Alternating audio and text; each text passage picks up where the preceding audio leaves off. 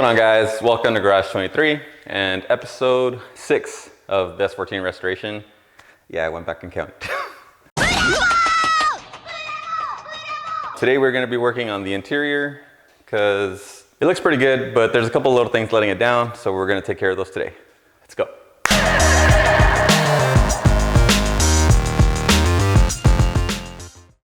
Alright, so when I first went to go check out this S14, one of the main things that sold me on it was that the interior was like super clean. Like it wasn't like discolored or it didn't have any damage or anything. It was all complete.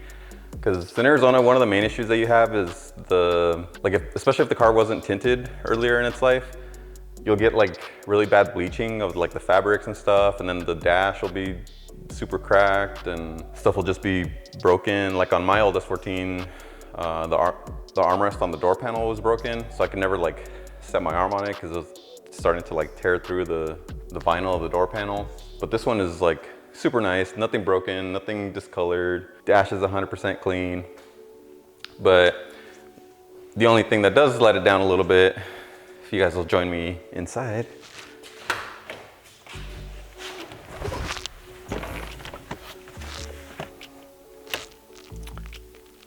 is the shift boot. So it's definitely been through a rough life, given it's been through 423,000 miles. And initially I didn't really think too much of it because I had bought one of these brand new from Nissan for my old S14 and it was like 80 bucks. So didn't think too much of it, but then I went to order one recently and they're over $200 now.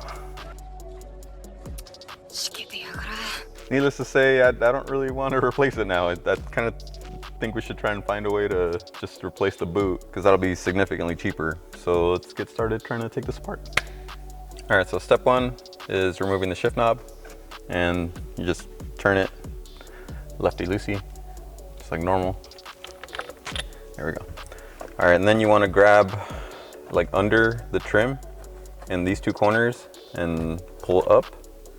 Usually this would be a little more difficult, but the previous owner removed the metal clips here so that there wasn't really any resistance, which actually I kind of like this because then it reduces the risk of you ever breaking these, because that's the main issue that you have when you're trying to take this off, is those metal clips will grab on too hard and then it'll break this whole piece off and then it just won't stay in place anymore.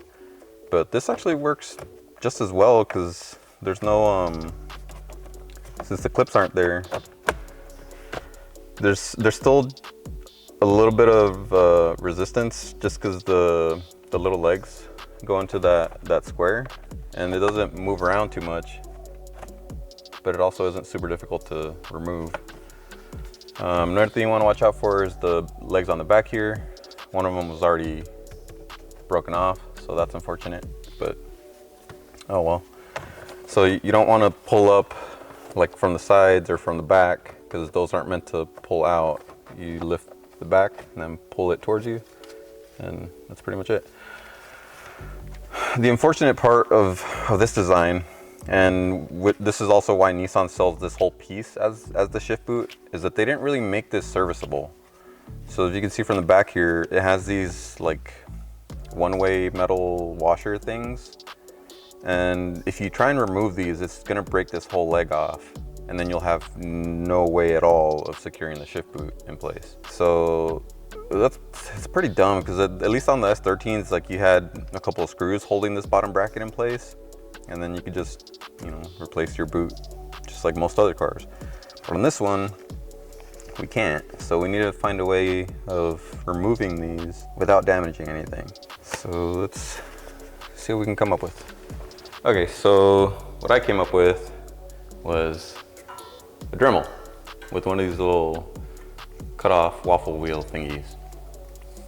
So what I'm thinking is to try and cut these little washer thingies off this way, and hopefully that'll save the peg. The only thing is I'm probably gonna cut into the lower trim piece here, but as long as, obviously, if I don't cut too deep into it, it should be just fine.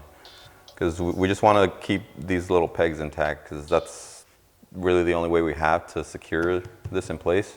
Yeah, it's the best I got, so let's give it a shot.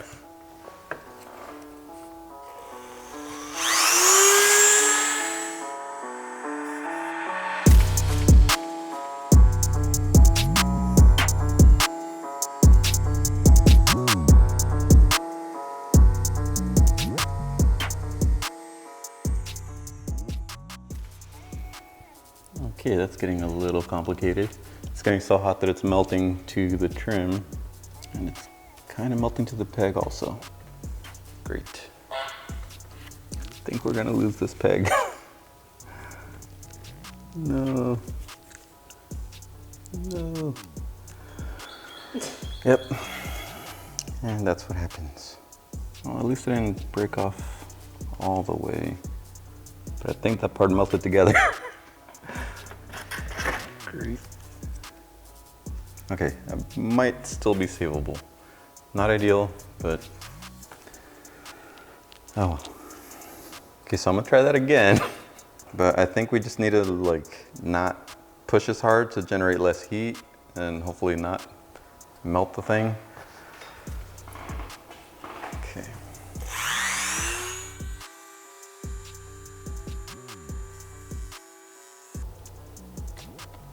There we go.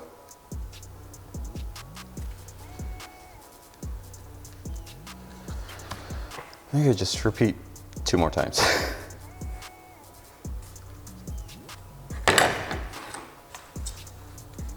Okay, great success, mostly. That last one got a little concerning, but managed to get all of them off. Ta-da. So now we can get the actual shift boot off of the trim. And all of these disgusting little crusty bits. Gross. お前まさか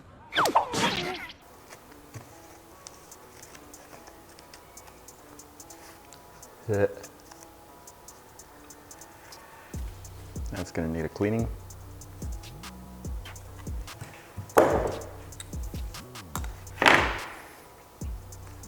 And then on the inside here, there's another little like kind of trim piece. It just holds the shift boot around the bottom of the shifter. And looks like we can just unclip it. Yeah.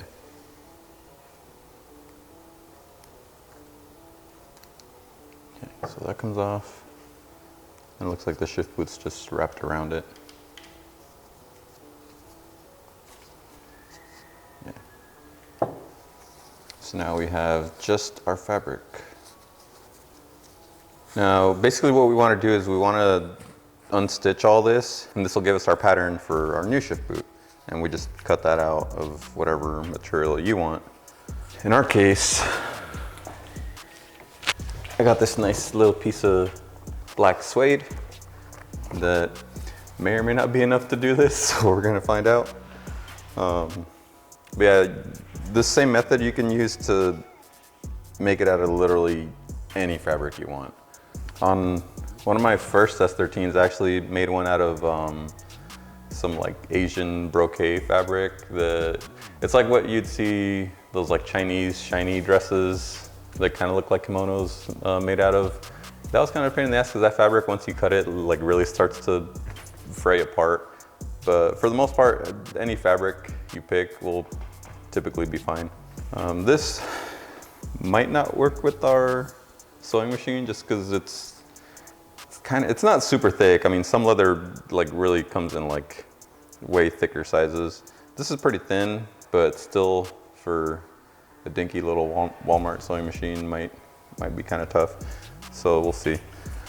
But first we need to get this thing taken apart.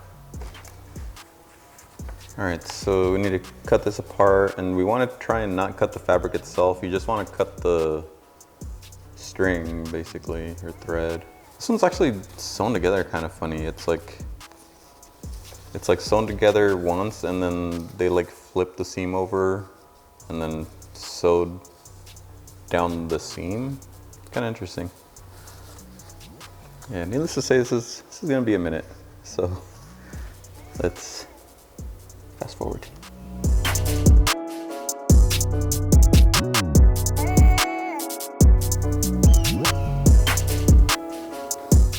And there's your pattern.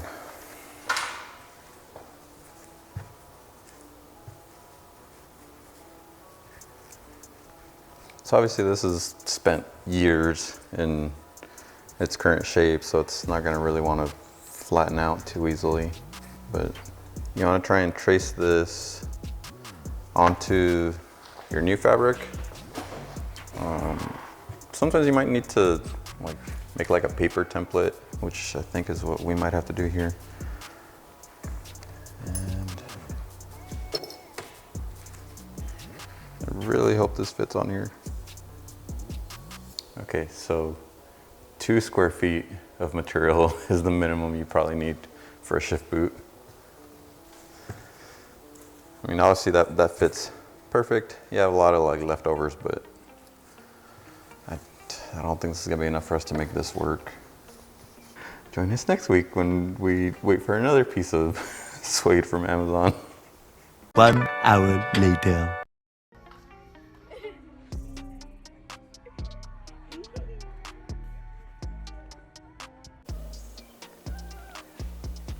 Welcome to Crafty Cornering with Garage 23. Today we're going to be making a shift boot, and like you guys saw yesterday, we took apart our stock shift boot. Ew. Looks like something out of Harry Potter.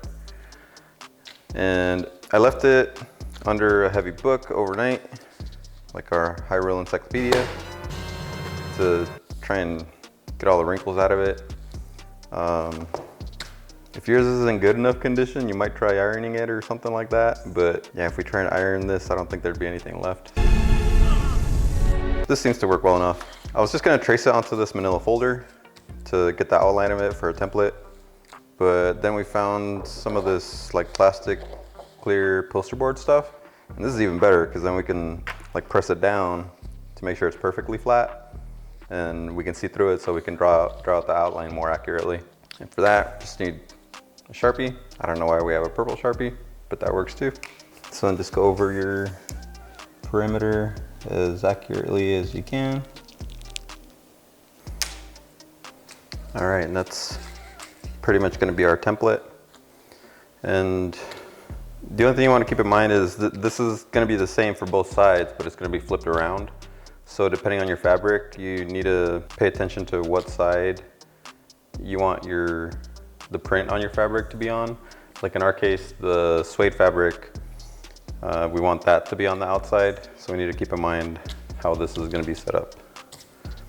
But first we need to cut it out. All right, so we got our general shape cut out. Now the only thing left to do is punch the holes out of the bottom. We have 2 larger ones and 3 small ones. So I'm gonna use the hole punch for the bigger ones. And then just a sharp pokey thing for the small ones. And I guess we should also cut that slit in the template too. All right, now we're all done. That wasn't too hard. All right, so since we didn't have enough fabric yesterday, we had to go to our local hobby supply and get some more fabric.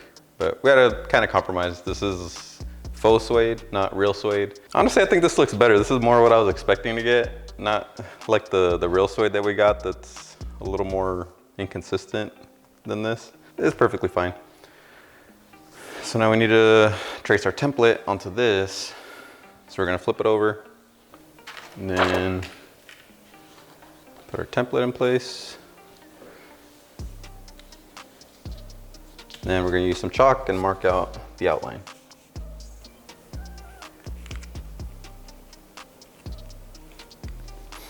All right, now we're done with our outlines. Look vaguely familiar. Now to cut them out. So when I cut these, the portions that we're gonna sew are these straight sections on the sides. On the factory one, they had some pretty narrow margins for error here. That's really close together and really straight. That takes a lot of skill actually, and I am not that good at sewing. So I'm just gonna leave a lot more room here for me to screw it up. because chances are it's probably gonna be a little squirrely. So like this section, probably just gonna leave that whole piece intact. And then on this side, I'm gonna try to match about how much room we left on that side, so probably like a 1/2 inch or so. That should be enough room for me to screw it up. All right, we got both pieces cut out and make sure that they're like mirrored. So then you stack them up on top of each other. Then you get a stapler and call it a day. I don't know, man. That doesn't seem so out of the ordinary for him. No, we have to sew it. Probably gonna ruin it now, so let's go do that. All right, now that we made sure our 2 pieces are lined up where we want it, need to pin them in place so that they don't move too much. So I had some red thread. Say that 10 times fast. Red thread. But it's actually too thick to fit into this sewing machine. I don't know if I need different needles or what. I don't actually know how to sew. I just have a vague idea of how to do it. I used to do it when I was little. My grandma would always be sewing stuff, and she would sew little like clothes for my Power Rangers. Whoa! Hey! Thanks, man! And I would cut them out, and she would just like sew them for me. So I sort of know how it works, but haven't sewn anything too complicated.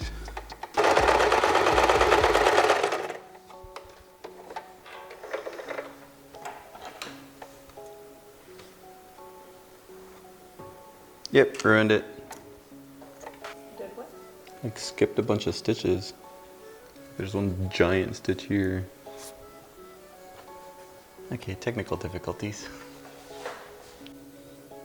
Okay, round 2. I had to undo all that stuff. I think the thread got tangled or something.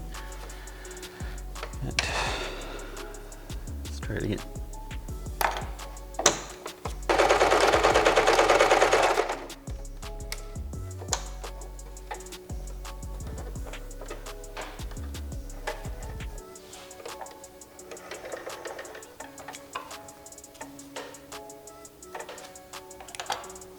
Yeah.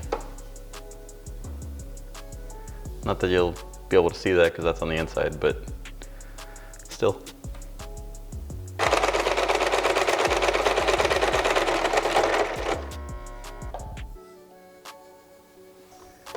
And that sound means we're done.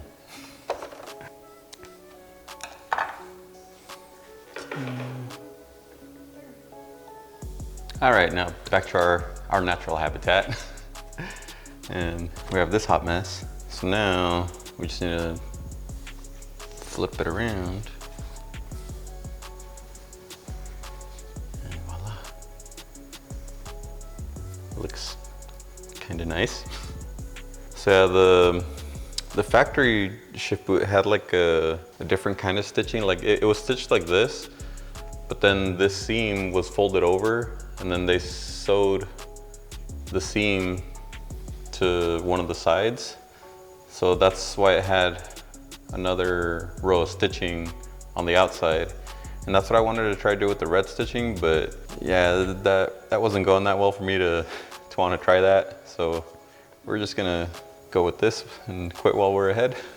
But I'm not entirely sure if I wanted to do red stitching on the interior anyway. I just got it so you'd be able to see the stitching, because the black is pretty hard to tell against the black fabric.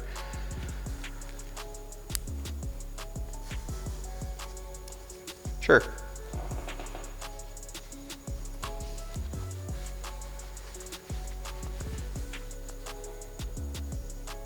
Yeah, why not?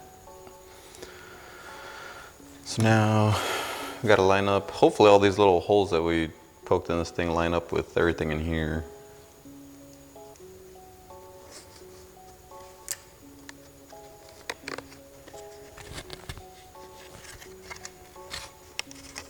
Okay, we got it more or less in place. That was pretty annoying because this material doesn't really hold its shape like leather would.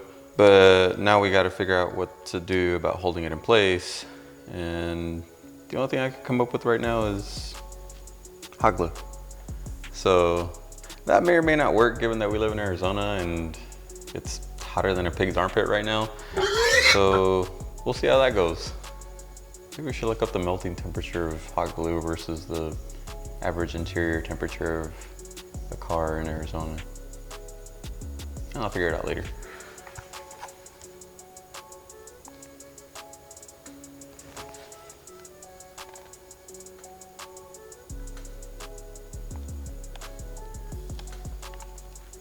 Now we hold it until it cools down.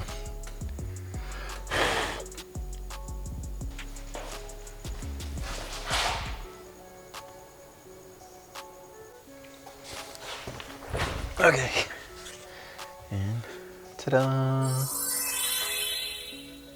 That came out pretty nice. So now I just set it back in place.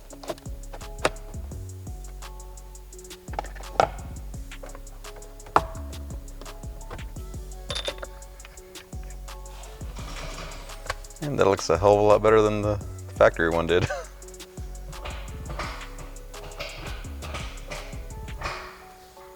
If you count the piece of actual leather that we bought and the yard of fake leather, it was about $35 and like a $3 spool of thread. So under 40 bucks, which is a lot better than 200 and something dollars. So I call that a win. And plus we still have more material that we could make more shift boots out of. Probably should replace the one on the Altima, I guess. And the Z. All right, that's gonna be it for this week's episode. Hope you guys enjoyed that. Yeah, all I gotta say is don't be afraid to try something new. What's the worst that could happen? You fail at it? Big deal, everybody's gotta suck at something to be good at something, right? So, see you guys next time.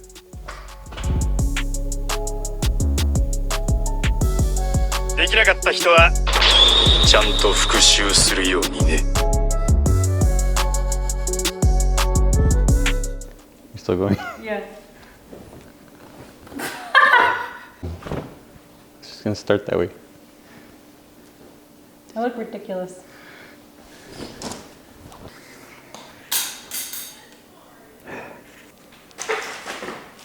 Yeah, right there.